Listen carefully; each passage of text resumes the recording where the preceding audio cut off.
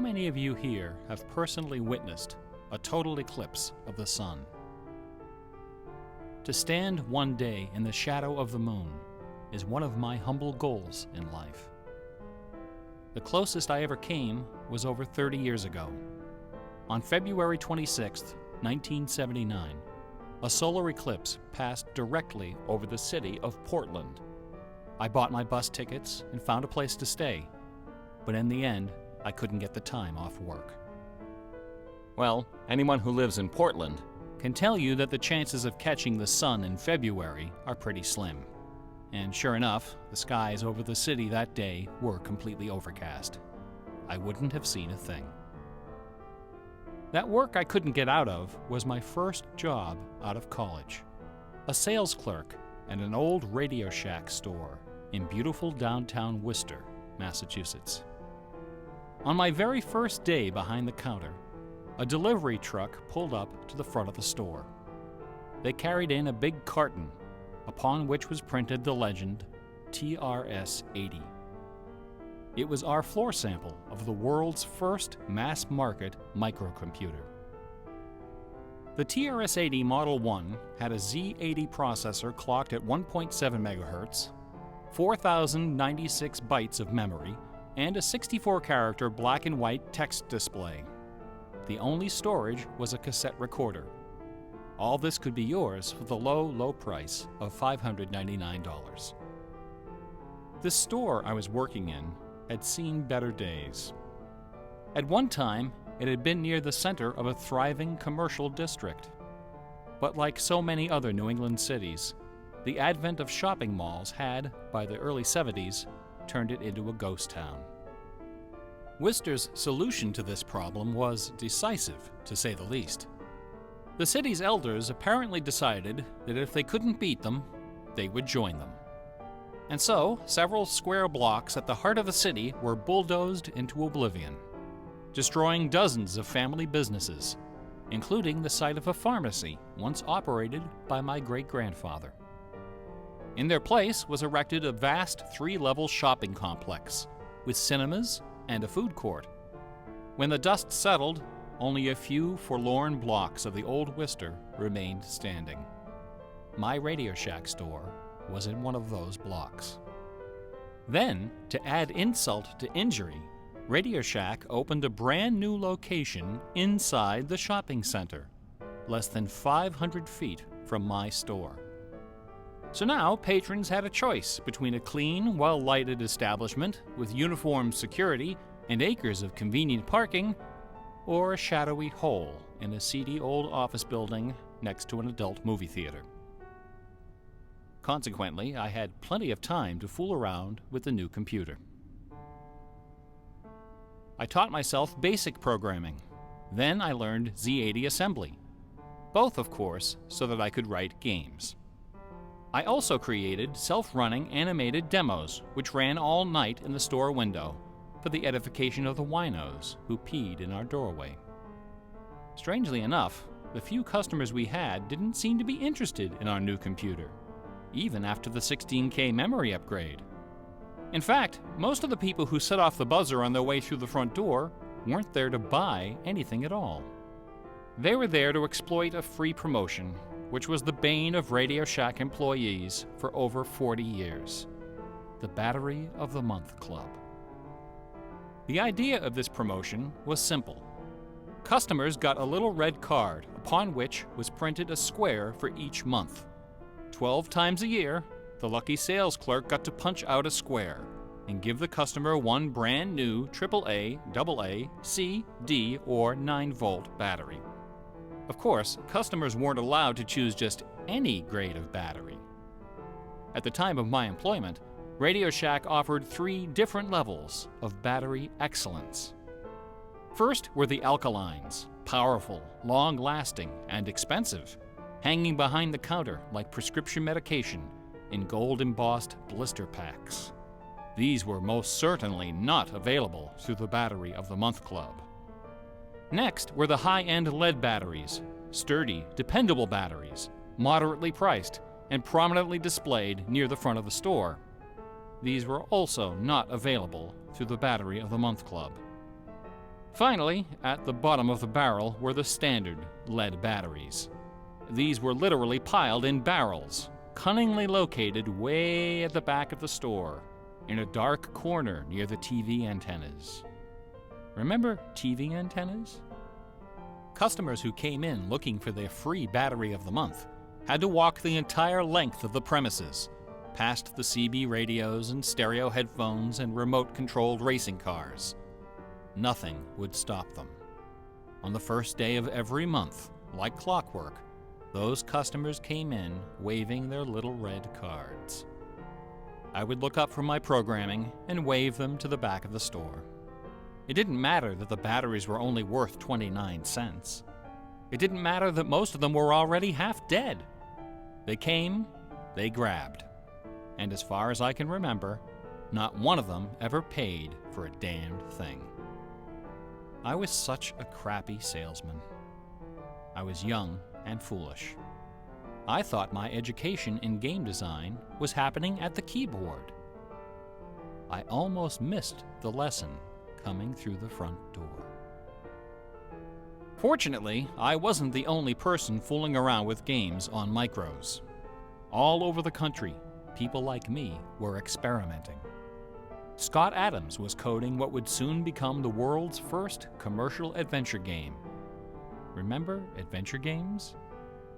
My future employer, Infocom, was being founded, along with other legendary companies like Online Systems, Sirius, Personal Software, and SSI.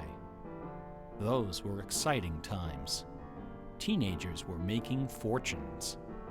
Games were cheap and easy to build. The slate was clean. But in 1979, the biggest news in gaming had nothing to do with computers. On the morning of the autumn equinox, September 20th, a new children's picture book appeared in the stores of Great Britain. This picture book was rather peculiar. It consisted of 15 meticulously detailed color paintings, illustrating a slight, whimsical tale about a rabbit delivering a jewel to the moon. On the back jacket of the book was a color photograph of a real jewel, shaped like a running rabbit, 5 inches long, fashioned of 18-karat gold, suspended with ornaments and bells, together with a sun and moon of blue quartz. According to the blurb underneath, this very jewel had been buried somewhere in England. Clues pointing to its location were concealed in the text and in the pictures of the book. The treasure would belong to whoever found it first. The book was called Masquerade. It was created by an eccentric little man with divergent eyes and a talent for mischief named Kit Williams. Within days, the first printing was sold out, and the empire that never sleeps found itself in the grip of rabbit fever. Excited readers attacked the paintings with rulers, compasses, and protractors. Magazine articles and TV specials dissected the clues, floated theories, and followed with keen delight the reckless exploits of the fanatics. One obscure park, unfortunately known by the nickname Rabbit Hill, was so riddled with holes excavated by misguided treasure seekers that the authorities had to erect signs assuring the public that no gold rabbits were to be found there. Some hunters ended up seeking psychological counseling for their obsession. The craze leapt over the Atlantic Ocean and invaded America, France, Italy, and Germany. It sold over 1 million copies in a few months, a record unrivaled by any children's title until the advent of Harry Potter. Over 150,000 copies were sold in foreign translations, including 80,000 copies in Japanese, despite the fact that the puzzle was only solvable in English. It didn't matter that the Masquerade jewel was only worth a few $1,000s. Many seekers spent far more than that in their months of exploration and travel. It was the thrill of the chase, the possibility of being the one. Treasure hunts, secret messages, and hidden things seem to exert an irresistible appeal.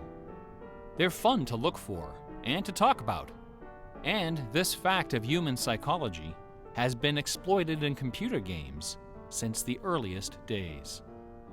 It finds expression in the hidden surprises we call Easter eggs. Atari's Stephen Wright is credited with coining this term in the first issue of Electronic Games magazine. The first Easter egg in a commercial computer game appeared in an early Atari 2600 cartridge called, simply enough, Adventure. By a sequence of unlikely movements and obscure manipulations, players could discover a secret room where the words "Created by Warren Robinette" appeared in flashing letters. Over the decades, Easter eggs and their evil twin, cheat codes, have become an industry within an industry. Entire magazines and websites are now devoted to their carefully orchestrated discovery and dissemination. They're part of our toolkit, our basic vocabulary, the language of computer game design. Computer gamers may have been the first to refer to hidden surprises as Easter eggs, but we certainly weren't the first to use them. Painters, composers, and artists of every discipline have been hiding stuff in their works for centuries. The recent advent of VCRs and Laserdisc players with freeze-frame capability exposed decades of secret Disney erotica. Thomas Kincaid, the self-appointed painter of light, amuses himself by hiding the letter N in his works. A number beside his signature indicates how many N's are hidden in each painting. Picasso, Dali, Raphael, Poussin, and dozens of other painters concealed all kinds of stuff in their paintings. A favorite trick was hiding portraits of themselves, their families, friends, and fellow artists in crowd scenes. El Greco loved dogs, but the Catholic Church forbid him from including any in his sacred paintings. So he hid them, usually within the outlines of celestial clouds. Composer Dmitri Shostakovich chafed under the political censorship imposed by the Soviet Ministry of Culture. His symphonies and chamber works are loaded with hidden signatures and subversive subtexts which, had they been recognized, would have sent him to Siberia. Mozart's opera, The Magic Flute, is filled with musical allusions to the rituals of the Freemasons, the ancient secret society of which he and his mentor Haydn were members. But the most famous purveyor of Easter eggs is that champion of the late Baroque, the ultimate musical nerd, Johann Sebastian Bach. Bach was a student of gematria, the art of assigning numeric values to letters of the alphabet. A equals 1, B equals 2, C equals 3, etc. By comparing, sequencing, or otherwise manipulating these numbers, secret messages can be concealed. Bach took particular delight in the geometrical numbers 14 and 41.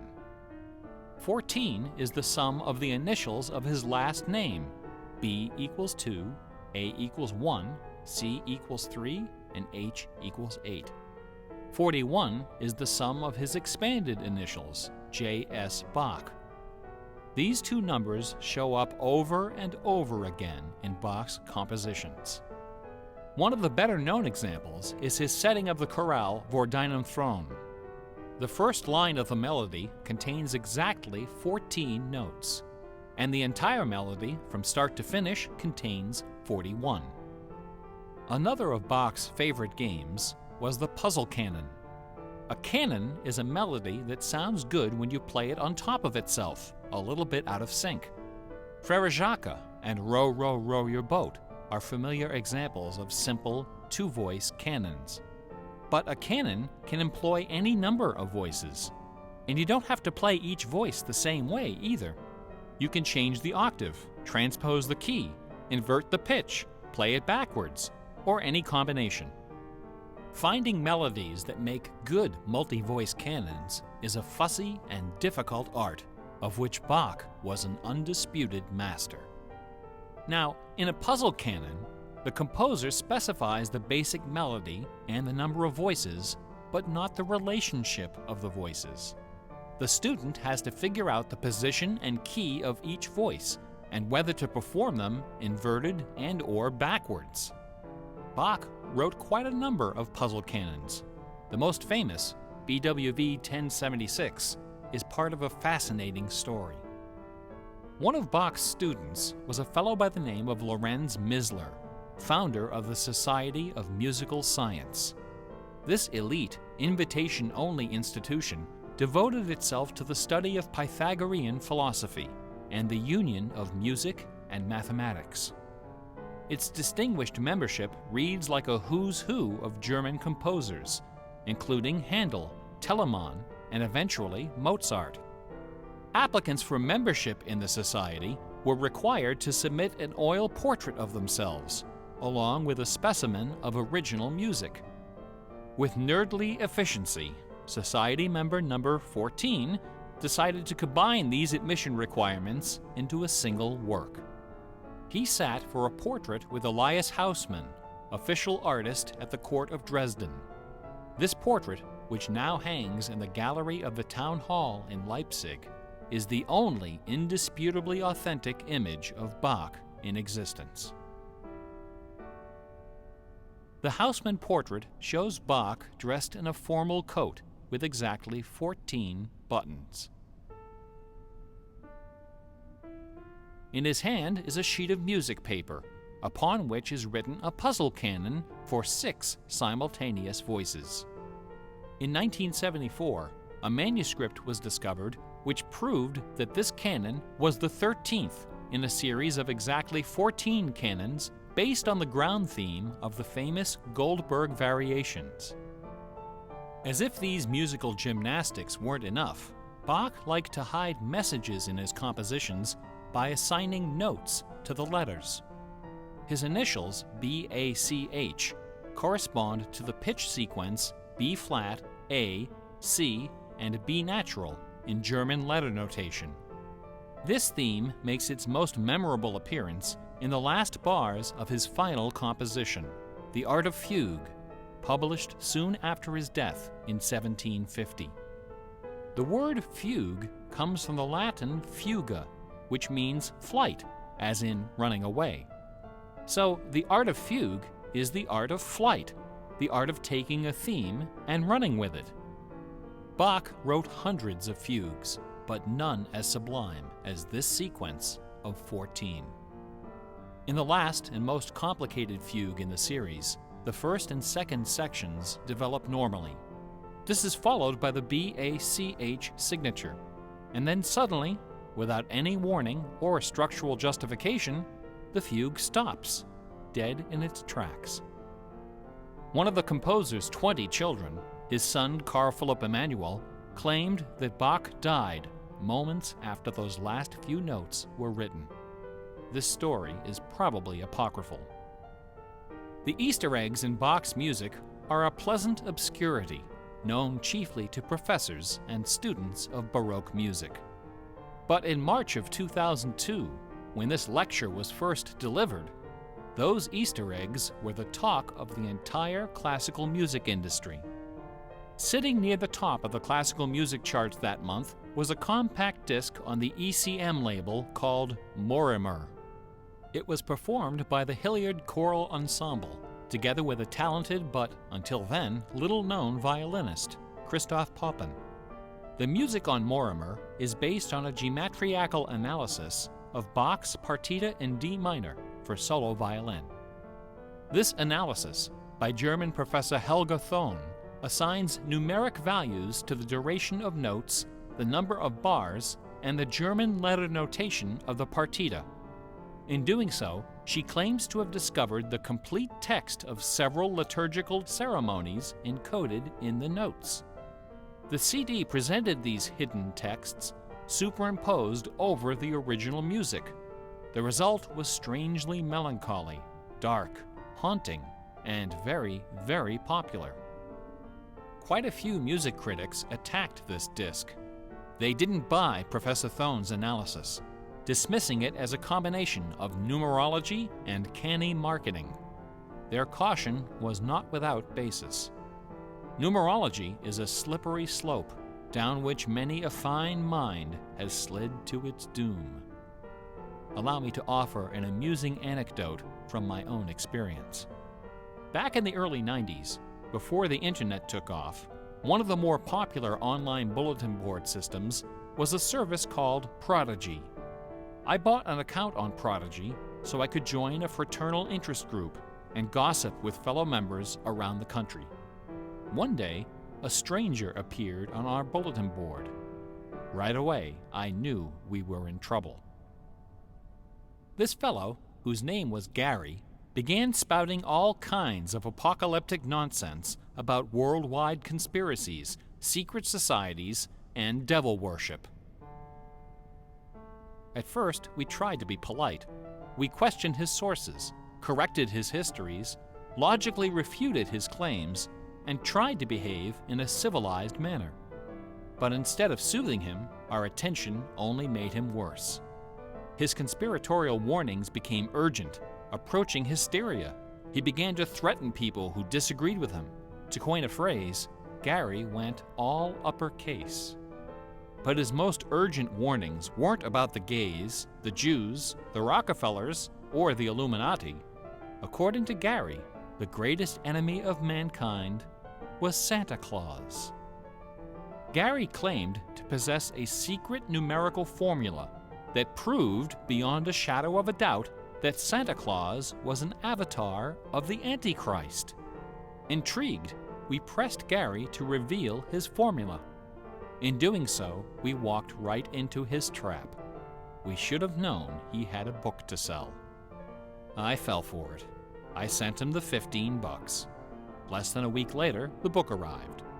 Above an ominous photograph of the Washington Monument was emblazoned the title, 666, The Final Warning. Inside this privately printed 494-page monster, Gary reveals a simple geometrical formula, which he claims was developed by the ancient Sumerians. This formula assigns successive products of 6 to each letter of the alphabet. A equals 6, B equals 12, C equals 18, etc.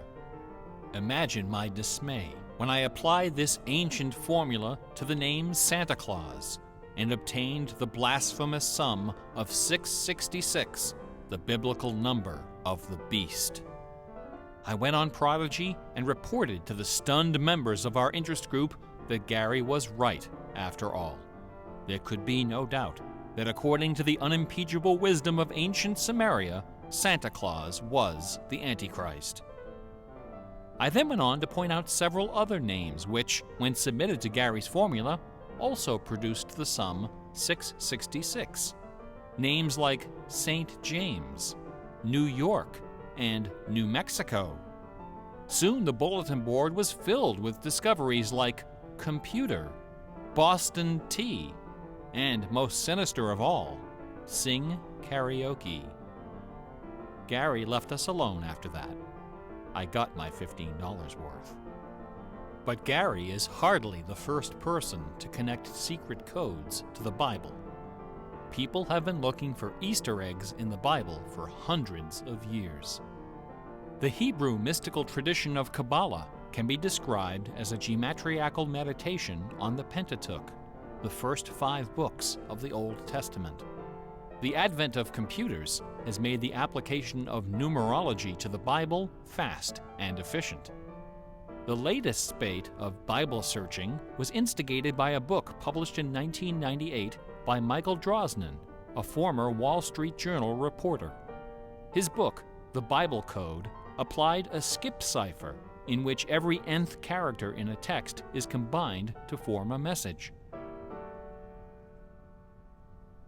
By applying his skip cipher to the Hebrew text of the Old Testament, Drosnin claimed to have discovered predictions of World War II, the Holocaust, Hiroshima, the assassination of Yitzhak Rabin and both Kennedys, the moon landing, Watergate, the Oklahoma City bombing, the election of Bill Clinton, the death of Princess Di, and the comet that collided with Jupiter. He also found predictions of a giant earthquake in LA, a meteor hitting the Earth, and nuclear Armageddon, all scheduled to occur before the end of the last decade. The Bible Code spent many weeks on the bestseller lists, spawning several sequels and dozens of imitators.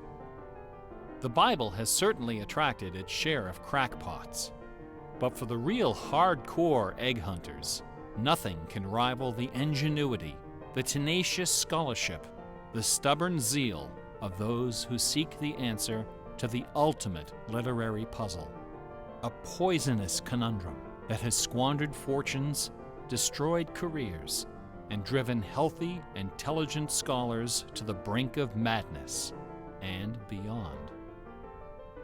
Who wrote Shakespeare? The essays and books devoted to the Shakespeare authorship problem are sufficient to fill a large library. Several such libraries actually exist. Not even a day-long tutorial, much less an hour lecture, can begin to do justice to this complex, bizarre, and dangerously tantalizing story. Nevertheless, for the unacquainted, I will attempt to summarize the issue in a few paragraphs. The undisputed facts of Shakespeare's life and career could be scribbled on the back of a cocktail napkin. We know for a fact that a man named William Shakespeare was born in 1564 in or around the village of Stratford-upon-Avon. We know that he had a wife and at least 3 children. We know he bought property in Stratford, was involved in several lawsuits with his neighbors, and died there in 1616, aged 52. We also know that during those same years, a man with a last name similar to Shakespeare worked as an actor on the London stage, eventually becoming co-owner of some of the theaters there. We also know that about the same time, a number of most excellent poems and plays were published in London under the name Shakespeare. We do not know for a fact that the landowner in Stratford and the actor in London with a similar last name were one and the same man.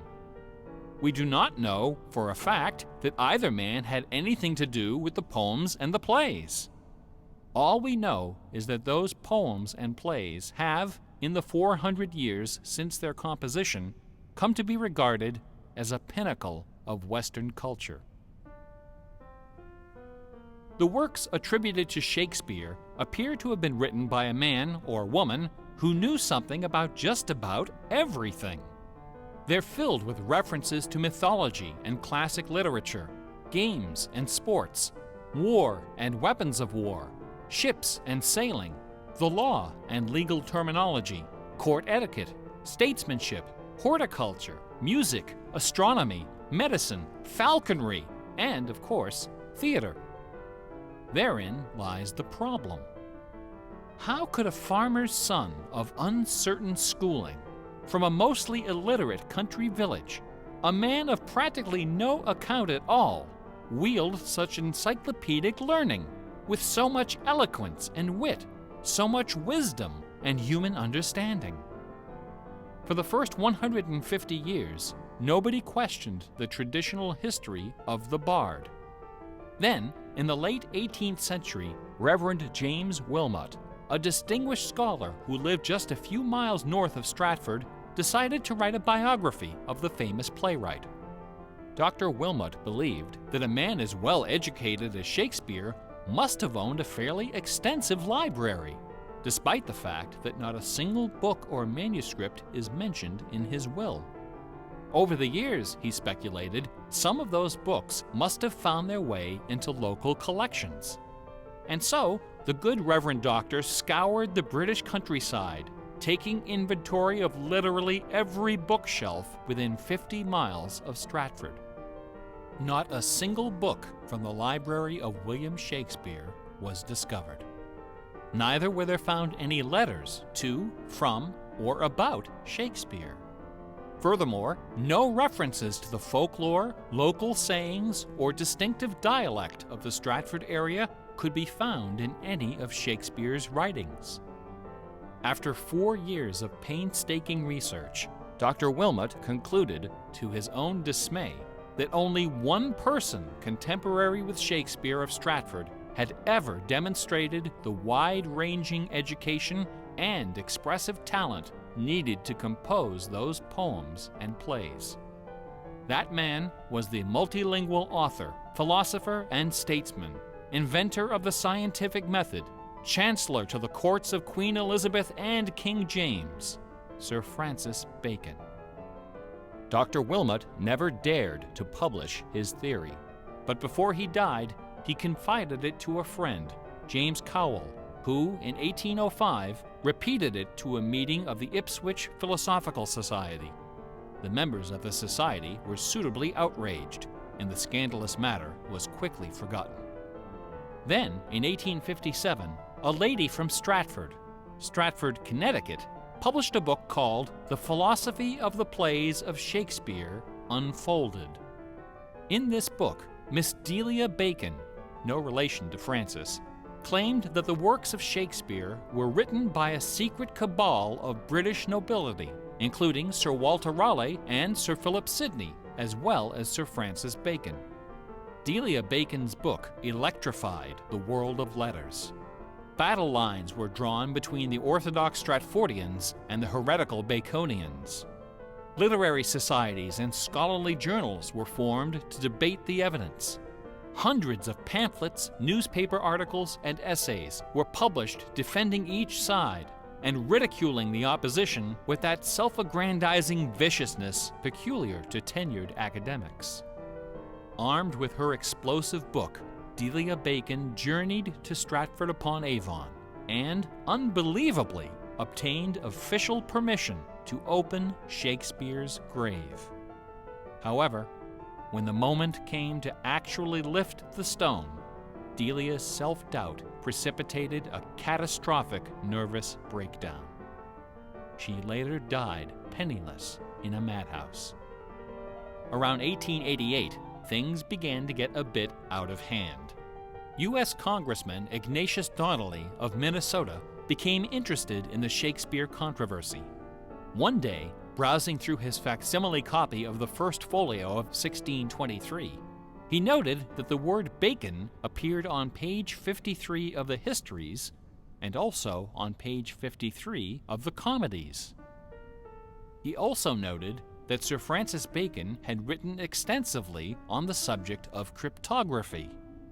Donnelly began counting line and page numbers, adding and subtracting letters, drawing lines over sentences, circling words, and crossing them out.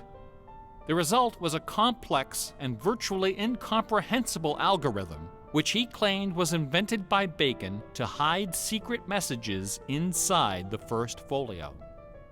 The greatest Easter egg hunt in the history of Western civilization had begun. Here are just a couple of the sillier highlights. A doctor named Orville Owen of Detroit constructed a bizarre research tool he called the Wheel of Fortune. This wheel consisted of 2 giant wooden spools wrapped with a strip of canvas 2 feet wide and 1,000 feet long.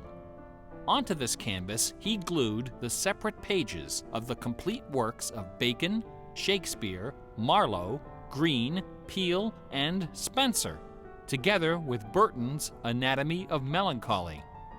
By cranking the spools back and forth, Dr. Owen could quickly zip across the pages in search of clues and cross-references. Employing a large team of secretaries and stenographers, Owen claimed to have uncovered a complete alternative history of Elizabethan England, as well as several entirely new Shakespeare plays and sonnets. Listen to this hidden verse, supposedly penned by the mighty bard himself, which inspired Dr. Owen to build his Wheel of Fortune. Take your knife, and cut all our books asunder, and set the leaves on a great firm wheel, which rolls and rolls, and turning the fickle rolling wheel, throw your eyes upon Fortune, that goddess blind, that stands upon a spherical stone, that turning and inconstant rolls in restless variation. After publishing 5 thick volumes of this rubbish, Owen announced the discovery of an anagram, indicating that Bacon's original manuscripts were buried near Chepstow Castle on the River Wye. Owen spent the next 15 years and thousands of dollars excavating the bed of the river with boat crews and high explosives. He died before anything was found. A fellow named Arnsberg wrote an entire book based on the analysis of the significance of a suspicious crack in the tomb of Bacon's mother. A Ray of Sanity finally appeared in 1957. To those familiar with the science of cryptology, the name William Friedman needs little introduction. During World War II, Colonel Friedman was the head of the U.S. Army's Cryptoanalytic Bureau. He is credited with cracking the Japanese Empire's most sensitive cipher. After the war, the colonel decided to apply his expertise to the study of the Shakespeare ciphers. He interviewed several of the experts in the field and prepared a detailed scientific analysis, which he published under the title The Shakespeare Ciphers Examined. His conclusion? In a word, bunk. According to the standards of cryptologic science, not one of the hidden messages purportedly discovered in Shakespeare's works was plausible. The rules used to extract these messages from the texts were non-rigorous, wildly subjective, and unrepeatable by anyone except the original decipherer. The people involved were not being dishonest. They were channeling their preconceptions. They were trapped in a labyrinth of delusion, mining order from chaos. Anglers in a lake of darkness. Lear, Act 3, Scene 6. You would think that Friedman's cold and ruthless exposure would be enough to silence the heretics once and for all. Not a chance. The books and TV specials and websites and conferences and doctoral dissertations keep right on coming. I should point out that the Shakespeare authorship issue is not only the preoccupation of cranks and weirdos. A substantial number of respected authors and Shakespeareans have expressed serious doubts about the traditional origin of the plays. The list includes Nathaniel Hawthorne, Ralph Waldo Emerson, Walt Whitman, Henry James, Sam Clemens, Sigmund Freud, Orson Welles, and Sir John Gielgud. Living skeptics include the artistic director of the New Globe Theatre, Mark Rylance, Michael York, Derek Jacobi, Kenneth Branagh, and even that most revered and scholarly of contemporary Shakespearean actors, Keanu Reeves. The current leading candidate for the authorship is Edward de Vere, the 17th Earl of Oxford, a theory first proposed in 1920 by an English schoolmaster with the unfortunate name J. Thomas Looney. What is it about Bach, the Bible, and the works of Shakespeare that inspires this intense scrutiny? Nobody's looking for acrostics in Chaucer or Keats. There are no hit CDs of the secret chorales of Wagner or Beethoven. For the answer, we need to recognize the unique roles which the Bible and Shakespeare have played in the development of Western culture. No other single work of literature has influenced modern English more than the translation of the Holy Bible published in 1611 under the auspices of King James I. The King James Bible exemplifies the meaning of the word classic. It has been called the noblest monument of English prose, the very greatest achievement of the English language. It has served as an inspiration for generations of poets, dramatists, musicians, politicians, and orators. Countless people have learned to read by repeating the phrases in this, the only book their family possessed. Our constitutions and our laws have been profoundly shaped by its cadences and imagery. But even the glory of the King James Bible, compiled by a committee of 46 editors over the course of a decade, pales before the dazzling legacy of the Swan of Avon. The lowest estimate of Shakespeare's working vocabulary is 15,000 words, more than 3 times that of the King James Bible, and twice the size of his nearest competitor, John Milton. His poems and plays were written without the aid of a dictionary or a thesaurus. They didn't exist yet. It was all in his head. When Shakespeare had a thought for which Elizabethan English had no word, he invented one. The Oxford English Dictionary lists hundreds of everyday words and phrases which made their first appearance in the pages of the Bard.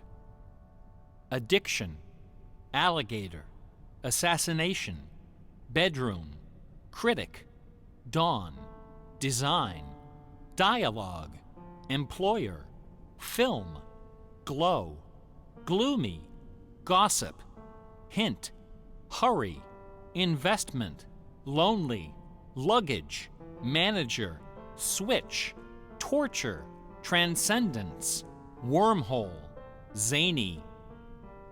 Hamlet alone contains nearly 40 of these neologisms.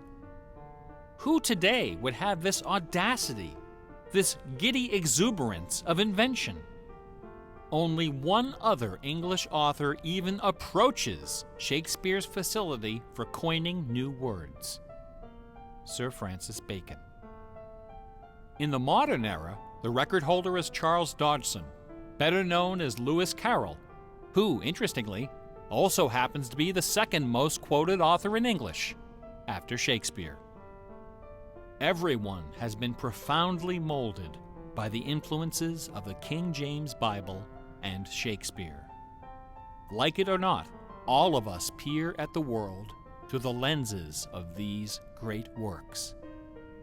They are the primary source documents of modern English thought, the style guides of our minds. Contemplating these dazzling jewels of wisdom and eloquence gives rise to an extraordinary feeling, a potent, rare, and precious emotion with the potential to completely upset your life. An emotion powerful enough to make a man abandon his wife and children, forfeit career and reputation, lay down his possessions, and follow his heart without questioning. That sweet, sweet fusion of wonder and fear, irresistible attraction, and soul-numbing dread known as awe. Awe is the grail of artistic achievement. No other human emotion possesses such raw, transformative power, and none is more difficult to evoke.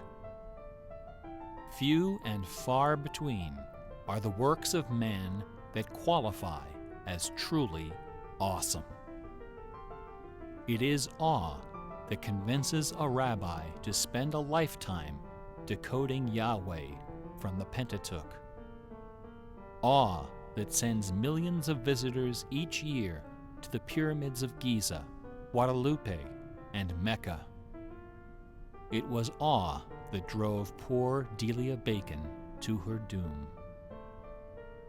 Now, please don't come away from this lecture thinking that the key to awesome game design is the installation of Easter eggs. Ordinary games with their contrived Easter eggs and cheat codes are like the Battery of the Month Club. You have to trudge down to the back of the store to get what you really came for. If superpower is what people really want, why not just give it to them? Is our imagination so impoverished that we have to resort to marketing gimmicks to keep players interested in our games? Awesome things don't hold anything back. Awesome things are rich and generous. The treasure is right there. One afternoon, I was sitting alone behind the counter at that old Radio Shack store. My boss had stepped out for some reason. an elderly woman walked through the front door. Like most of our customers, she was shabbily dressed, probably on a fixed income.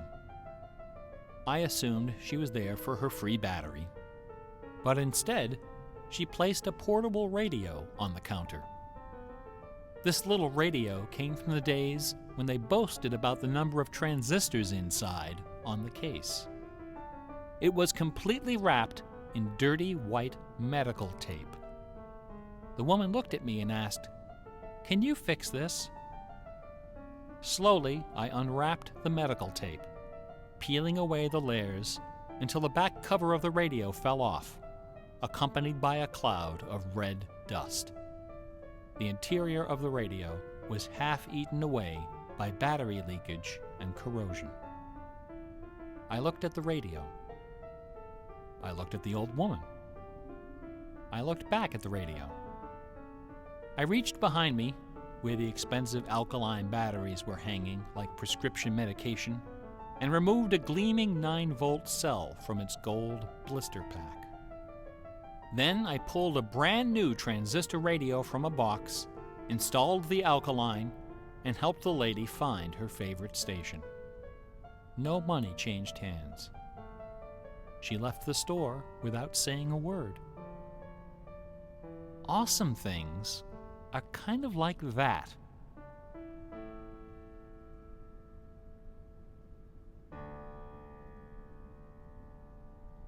Bach offered his students very specific insight into the source of awe. In addition to BACH, 2 other sets of initials are also associated with Bach's music. These initials are not hidden in the notes. Instead, they're scrawled right across the top of the manuscript for the whole world to see.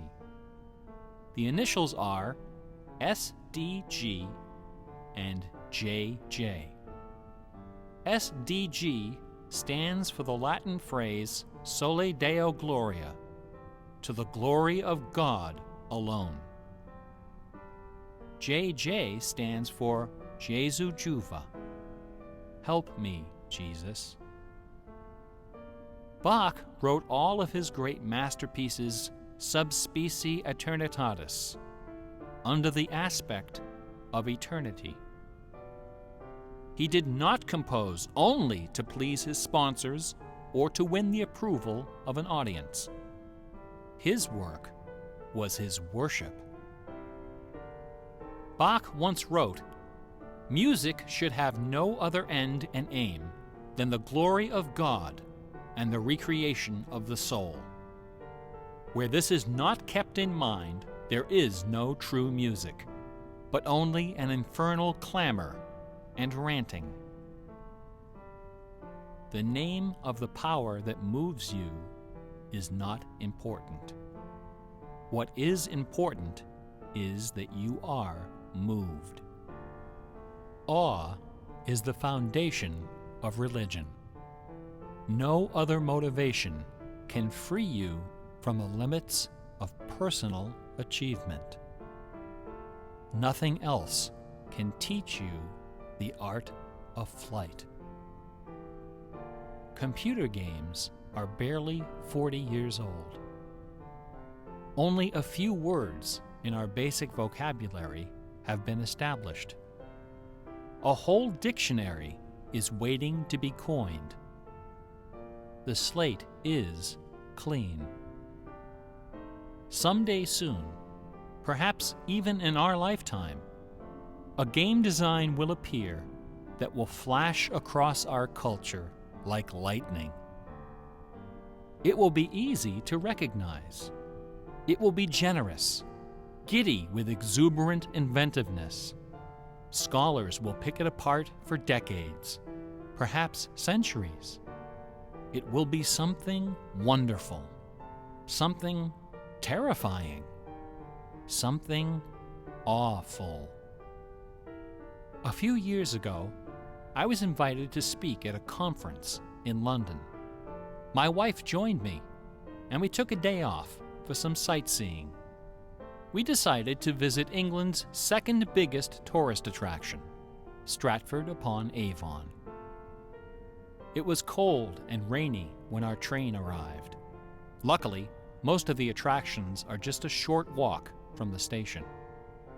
We visited Shakespeare's birthplace, a charming old house along the main street, which attracts millions of pilgrims every year, despite the complete lack of any evidence that Shakespeare was born there or even lived anywhere near it. We went past the school where Shakespeare learned to read and write, although no documents exist to prove his attendance. We visited Anne Hathaway's cottage, the rustic country farm where his wife spent her childhood, although no record shows anyone by that name ever having lived there. Finally, we came to the one location undeniably associated with Shakespeare, Trinity Parish Church, on the banks of the River Avon, where a man by that name is buried. This beautiful church is approached by a long walkway between rows of ancient gravestones, shaded by tall trees. The entrance door is surprisingly tiny. No cameras are allowed inside. The interior is dark and quiet. Despite the presence of busloads of tourists, the atmosphere is hushed and respectful. A few people are seated in the pews, deep in prayer. An aisle leads up the center of the church. The left side of the altar is brightly illuminated. On the wall above is a famous bust of the bard, quill in hand, gazing serenely at the crowd of pilgrims. On the floor beneath, surrounded by bouquets of flowers, at the very spot where Delia Bacon lost her mind, the gravestone of William Shakespeare bears this dire warning. Good friend, for Jesus' sake, forbear to dig the dust enclosed here. Blessed be the man who spares these stones, and cursed be he that moves my bones. Every year, 3 million pilgrims arrive from every nation on earth to approach this stone and consider the likeness of a man whose body of work can only be described as awesome. By contrast, the right side of the altar is dark and featureless. Nobody of any consequence is buried there. The only point of interest is a wooden case of simple design, carved of dark oak. Inside the case, sealed beneath a thick sheet of glass, lies a large open book. A plaque on the case identifies this book as a first edition of the King James Bible, published in 1611, when Shakespeare was 46. Not many pilgrims visit this side of the altar. Most of those that do simply glance at the book, read the plaque, and move along. A few, more observant, note that the Bible happens to be opened to a page in the Old Testament, the book of Psalms, chapter 46. No explanation is given for this particular choice of pages. For the initiated, none is necessary. If you are of inquisitive bent, if you are intrigued by English history and literature, if you value your peace of mind, cover your ears now. In the year 1900, a scholar noticed something about the King James translation of Psalm 46. Something terrifying, something wonderful. The 46th word from the beginning of Psalm 46 is shake. The 46th word from the end is spear. There are only 2 possibilities here. Either this is the finest coincidence ever recorded in the history of world literature, or it is not. The Earth revolves around only one sun and has only one moon. The moon happens to be 400 times smaller than the sun. The sun happens to be 400 times farther away. And the apparent paths of the moon and sun in our sky happen to intersect exactly twice every month. Which means that every now and then, at long yet precisely predictable intervals, the lunar disk slips across the face of the sun and just barely conceals it for a few wonderful, terrible minutes. A fine coincidence, no? In June of 1977, a little man with divergent eyes and a talent for mischief ascended a hilltop in the British village of Ampthill. At the summit of this hill is a tall, slender cross, a memorial to Catherine of Aragon, the first wife of Henry VIII. The sun, high in the south, cast the shadow of the cross upon the grassy hillside. At exactly 12 noon, the man removed from his pocket a bar magnet. He turned the magnet so its north pole was facing south and buried it under the shadow of the cross. 2 years later, a few hours before the publication of his first book, the man returned to that hillside, this time in the dead of night. He used a compass to locate the magnet he had buried.